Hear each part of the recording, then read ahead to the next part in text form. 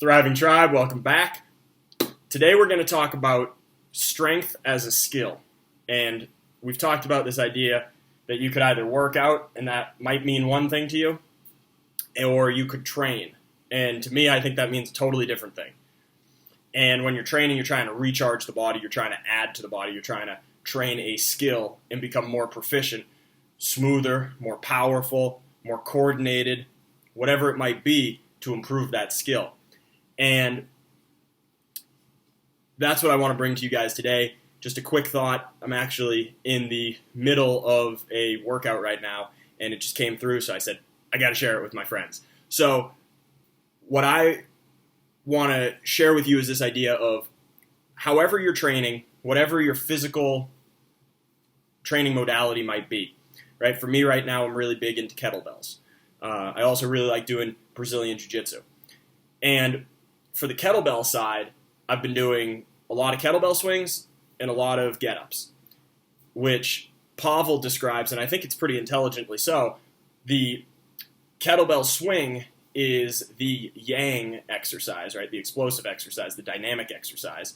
And the get-up is the yin exercise, the slow, controlled, coordinated exercise. Both are coordinated.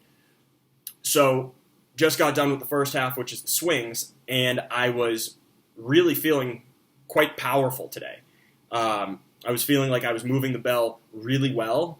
It was powerful, it was smooth, it was coordinated, and I felt like my whole body was aligned when I was swinging. It didn't feel like some muscles were tighter while other muscles were looser, and my body wasn't quite lined up, and maybe there was rotation or something like that. Instead, it felt like I was very connected, and I was doing, I should say, the one-arm variation swing. So it's already an asymmetrical movement because the bell's out on one hand. And what's exciting about this, what I wanted to share with you, is that train whatever you train as a skill. At least that's my philosophy. And I think you'll get great longevity out of your body because it won't necessarily be about, did I jack my heart rate up? Did I break a huge sweat? Did I feel totally wasted afterwards, like I couldn't get up out of the couch or something like that, as many people do after hard exercise, as opposed to quality training. And for me, today, it just felt good. It felt like all the weeks of doing this skill and working on the speed and the coordination and the power generation, working on all of that, today it felt like it clicked, like I got a different gear that I hadn't yet accessed earlier in the training. And to me, that is exactly the point of this type of purposeful training, this training of a skill.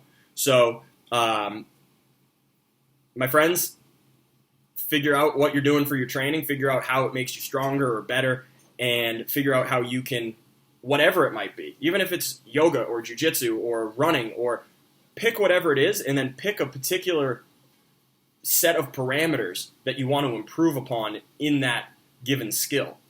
And I think that's the foundation of keeping your body very fit. And like we're always saying, the body is always adapting, no matter what.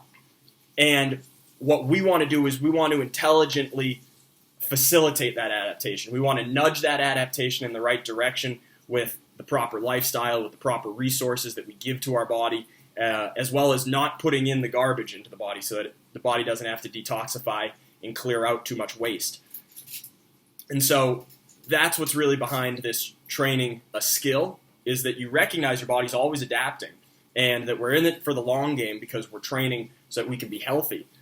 And as long as you're training that skill and making it better and with a real effort, you don't have to go crazy. You don't have to be pouring sweat. You don't have to feel totally wasted after the workout. And you can still see huge growth when you realize, wait a minute, a month ago I couldn't move a kettlebell that way. And in another month, I'll be able to move either the kettlebell I'm at, which is a 45-pound kettlebell, even better with even more power and even more coordination and even more symmetry in my body and the muscle tone on both sides of my spine. Or I'll be able to then add a weight and go up to a heavier bell and start to move that with the same level of skill that I have presently today. So for me, it's exciting. I like the kettlebell. I like that it's measurable, and it just really works for me. my friends, pick what works for you and continue to adapt and thrive. I love and appreciate you.